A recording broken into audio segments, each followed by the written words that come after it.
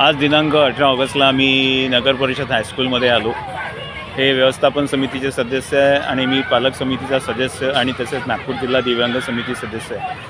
विद्यार्थ्यांना जो शालेय पोषण आहार दिला जाते त्याबद्दल आम्ही इथे आलो.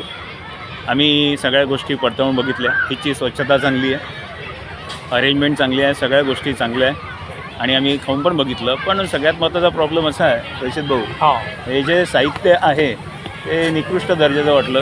तिखटासारखं नाही वाटलं, जसं काही भुसा आहे त्याप्रमाणे वाटलं. हळद पण तशीच आहे. तर माझी म्हणजे आमच्या दोघांची पण प्रशासनाला अशी विनंती आहे, अन्न व औषध विभागाला, की हे जे साहित्य वाटप करते ते चांगल्या दर्जाचं असावे, जेणेकरून विद्यार्थ्यांचे जे हेल्थचा प्रॉब्लेम आहे तो झाला नाही पाहिजे. याच्यावर आपलं म्हणणं काय आहे रशीद भाऊ? त्यामध्ये ज्या प्रकारच्या तिखट हवं, ज्या प्रकारचे मसाले हवे, त्याच्यानंतर जे मसाले त्यात टाकण्यात ते तिखट त्याच्यात टाकण्यात भाजीमध्ये असते, त्याच्याने त्या भाजीची चव ही रुचकर आणि चांगली वाटली. त्यामुळे विद्यार्थी हा खाऊ शकतो.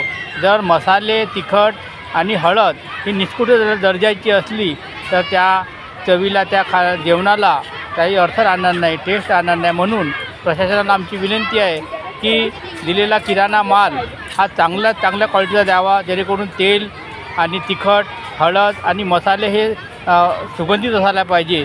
तर मुलांना ते खाण्याकरता सोयीस्कर होईल.